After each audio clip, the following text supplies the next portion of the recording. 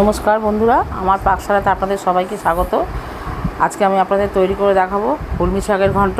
কলমি শাক অনেকভাবেই রান্না করা যায়, আজকে আমি একটা অন্যরকমভাবে করছি। দেখুন আমি কীরকমভাবে রান্না করি। আমি কলমি শাকটাকে ভালো করে ধুয়ে তারপর কেটে নিয়েছি। এবার আমি রান্নাটা শুরু করি। এখানে আমি একটা ভাজা মশলা তৈরি করে নিচ্ছি। দুটো কাঁচা শুকনো লঙ্কা নিয়েছি, একটুখানি হাফ চামচেরও কম জিরে নিয়েছি, আর এক চামচের একটু কম পোস্ত নিয়েছি। এটাকে আমি ভেজে নেবো শুকনো করে।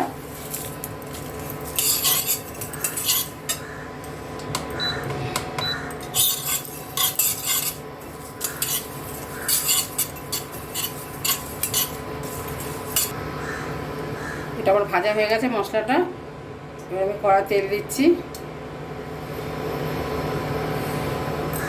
এটা করতে একটু বেশি তেল লাগবে।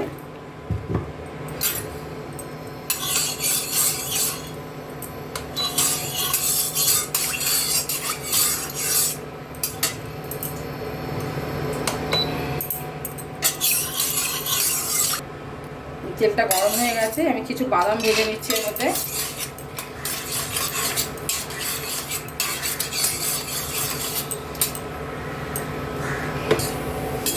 বাদামটা ভাজা হয়ে গেছে, আমি তুলে নিচ্ছি।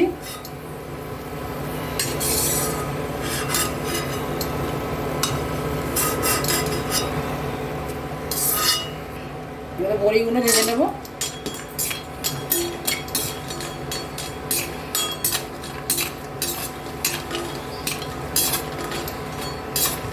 এবারে আমি এই তেলের মধ্যে ছোট একটা পেঁয়াজ দিয়েছি, পেঁয়াজটাকে আমি ভেজে নিচ্ছি।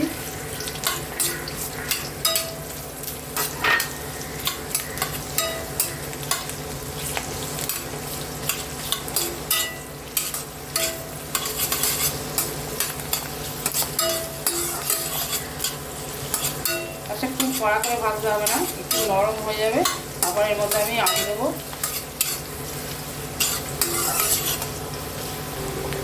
এবার আমি টুকরো করে কেটে রাখা আলুগুলো দিয়ে দিচ্ছি।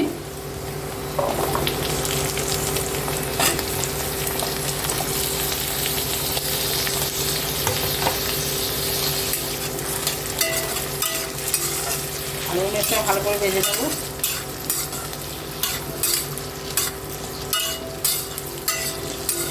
আপনারা আপনাদের ইচ্ছে মতো আলুগুলো কাটতে পারেন, আমি আমার মতো করে কেটেছি। আপনারা অন্য শেপেও কাটতে পারেন। আলুগুলো অনেকটাই ভাজা হয়ে গেছে, এবার আমি এর মধ্যে বেগুন দিয়ে দিচ্ছি।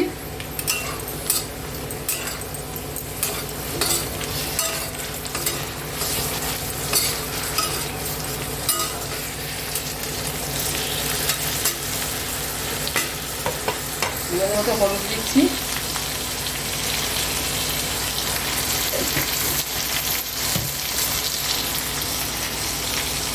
নুন দেবো পরিমাণ মতো, শাক আছে ওইরকম ভেবেই নুনটা দিচ্ছি।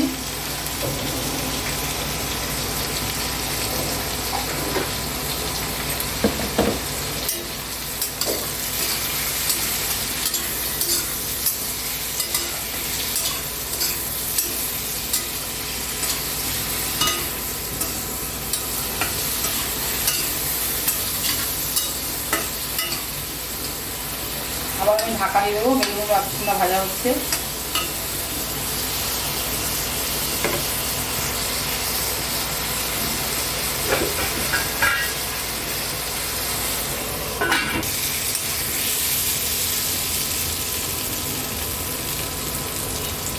আমার আলু বেগুনটা একদমই ভাজা হয়ে গেছে। এবার আমি কেটে রাখা শাকগুলো দিয়ে দিচ্ছি এর মধ্যে।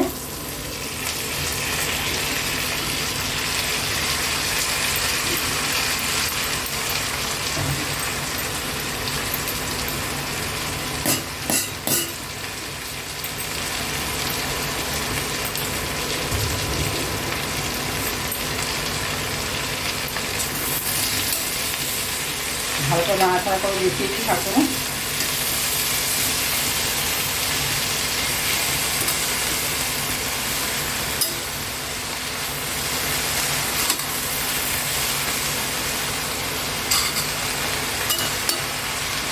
জল দিতে লাগবে না, শাকের থেকেই জল বেরোবে।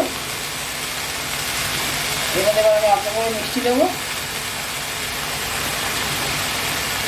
আপনারাও দেবেন, দিলে ভালো লাগবে।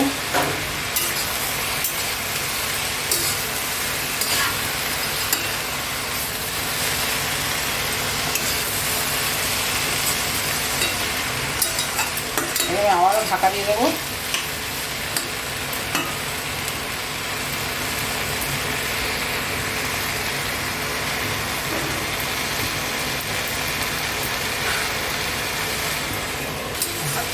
আমার আলুগুলো সিদ্ধ হয়ে গেছে, দেখুন শাকের থেকে যা জল বেরিয়েছিল ওতে সিদ্ধ হয়ে গেছে। এবার আমি এর মধ্যে সব মেশাবো। তো ভেজে রাখা বাদামগুলো মিশিয়ে দিচ্ছি।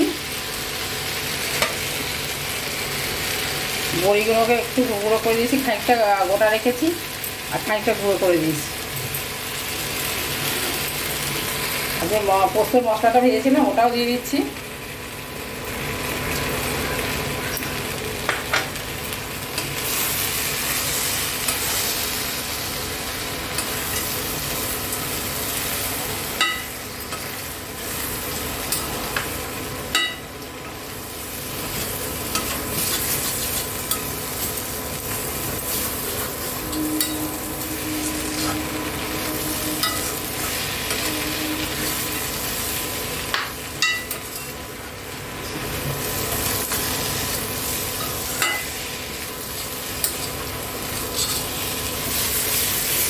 শাক ভাজাটা একদমই কমপ্লিট হয়ে গেছে।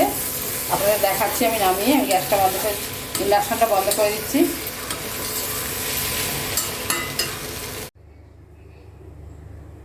আমার কলমি শাকের ঘন্টটা একদমই রেডি হয়ে গেছে। দেখুন দেখতেও খুব সুন্দর লাগছে, খেতেও খুবই ভালো লাগবে। আমি যেরকমভাবে রান্না করলাম এরকমভাবে রান্না করবেন। রান্নাটা সবার মাধ্যমে শেয়ার করবেন। আর যদি আপনাদের ভালো লাগে লাইক দেবেন। আর যদি আপনারা ফেসবুক থেকে দেখেন তাহলে ফলো করবেন। যদি আপনারা ইউটিউব থেকে দেখেন সাবস্ক্রাইব করবেন। রান্নাটা সবার মধ্যে শেয়ার করবেন। আপনারা সবাই ভালো থাকবেন, সুস্থ থাকবেন। ফিরে আসবো অন্য কোনো রেসিপি নিয়ে।